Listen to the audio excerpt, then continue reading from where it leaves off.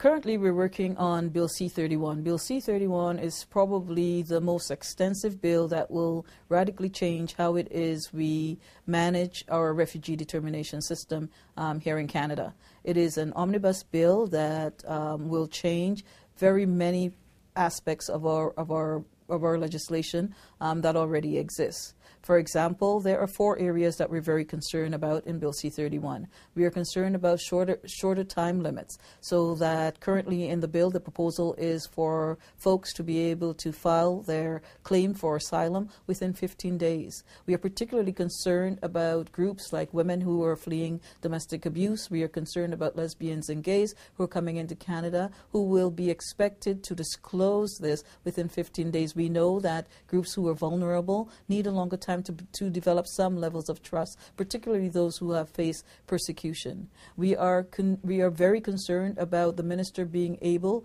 to establish countries that he deemed to be safe. We know that even within democratic countries, there are particular groups who are not protected. And once again, it's around women who are escaping domestic abuse. It's around gays and lesbians. We are concerned that our government will overlook those examples of discrimination because of trade agreements, because of the kinds of relationships, economic relationships that we want to maintain with those countries. In the former Bill C-11, there was a compromise reached where the government would surround himself with an advisory expert panel that will take a look at countries before they were deemed to be safe. This bill does away with that expert panel and leaves it to the sole discretion of the minister to do so. We are concerned that people will be sent back to further discrimination and even persecution if Bill C-31 goes through with safe country measures, without any compromise on the safe country measures. We're concerned about detention. Detention of people up to 1 year without judicial review will be the first time in Canadian history. As it stands right now, the Citizenship and Immigration is able to detain folks whose identity we're not able to establish or who we have concerns about in terms of criminality.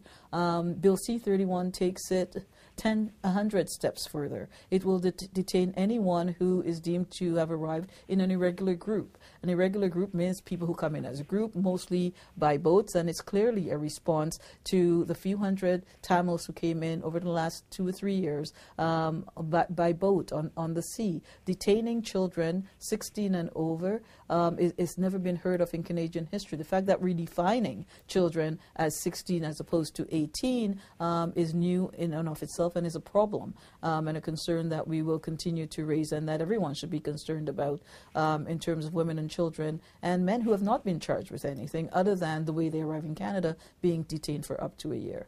Cessation, probably the most draconian piece of the bill, which will allow the Federal Minister of Immigration to decide that a country conditions have changed and now even if you've been granted refugee convention status, even if you've become a permanent resident, that you may be stripped of your status and be sent back to your country.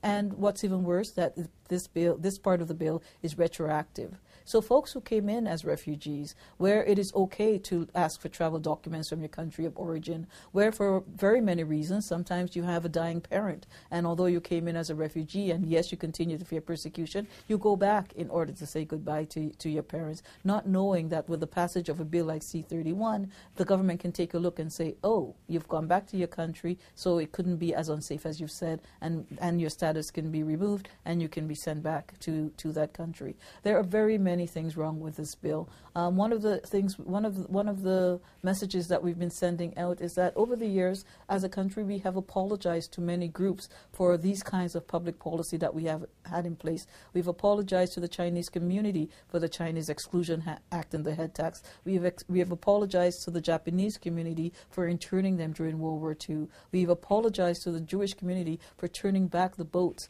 filled with Jews who were fleeing persecution in Nazi Europe. We've apologized to the Sikh community, and it goes on and on. Our fear is that in 30, 40 years, we will be apologizing to the communities that are affected by Bill C-31 if it was to be passed and implemented in the way that it is. And I think we have an opportunity as Canadians to stop. We have an opportunity to say to our government that this is not the kind of Canada we are. This is not the Canada we want to become. This bill is unnecessary. We have Bill C-11, which should be implemented. It is scheduled for implementation in June 29th. It addresses our concern as a sovereign nation, and there is no reason for Bill C-31. Bill C-31 demonizes those who come to our shores seeking protection, and as Canadians, we should be very concerned that we are going against everything that makes us Canadian, against our values and our principles as a nation. There is much to be done. People need to speak up. This needs to be a public debate. We need to be speaking to decision makers in Ottawa. We need to be speaking to our provinces to get them on side,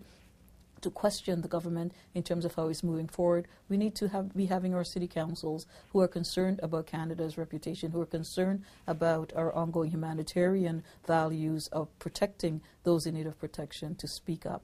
And I believe that every ordinary Canadian has a voice and should be saying no to the government on Bill C-31.